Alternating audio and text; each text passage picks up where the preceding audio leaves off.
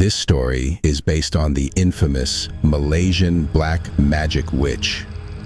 To create a more intense visual effect, the events, scenes, and characters in the story have been reshaped and adjusted.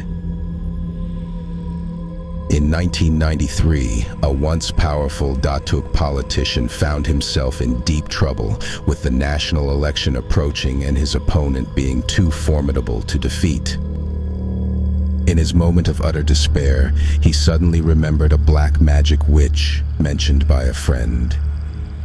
Desperate for a solution, he decided to contact her, hoping to turn the tide through the dark arts. The witch told him that she possessed 3 mystical artifacts that once belonged to the former president of Indonesia.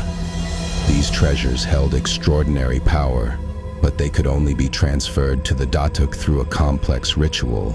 After much negotiation, the Datuk agreed to pay 310,000 in cash and offer 9 land deeds in exchange for the artifacts and the ritual's costs. Witch suggested performing the ritual in an unfinished villa on the outskirts of Raub.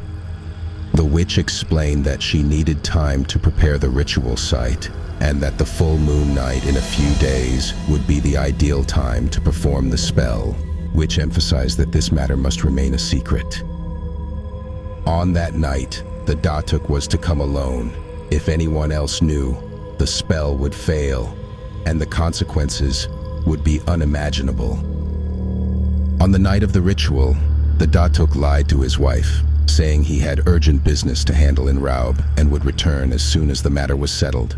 That night, he drove alone to the villa in the countryside. The narrow road was flanked by tall grass, giving it a haunting atmosphere. As the area was part of a new residential development, there were almost no passers-by at night. The streetlights were dim, and the entire region felt eerie and desolate. When the Datuk arrived at the villa, he saw a few torches lit in the courtyard. The flames flickered among the dense trees, and a chilling wind blew, filling the air with a foreboding aura. Standing at the entrance, he had a sudden urge to leave immediately. Just then, Witch's cold voice echoed from inside the house. Upacara sudah bermula.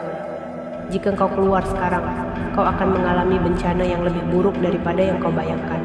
The witch ordered the Datuk to place the money and land deeds at the door, remove his clothes, and enter the house wrapped only in a towel. Upon hearing her command, the Datuk felt as if he had lost control of his body.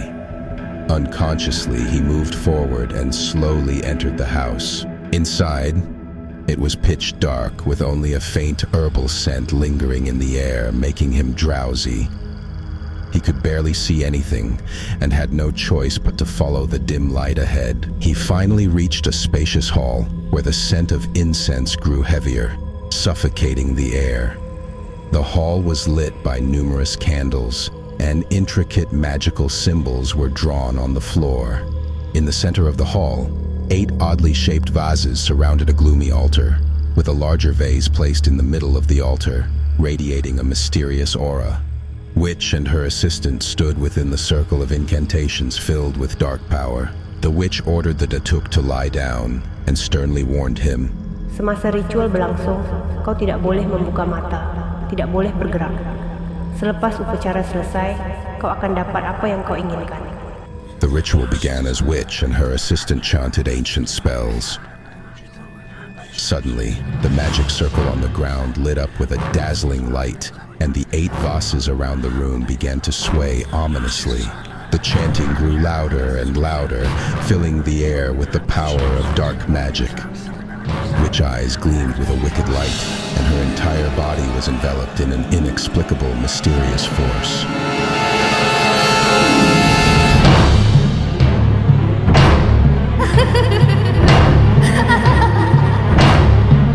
Then, without warning, the witch raised an axe in her hand and, with a sinister grin, approached the unsuspecting Datuk.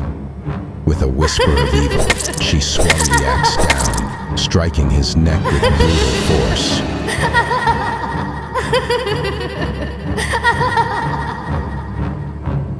That's it for today's story.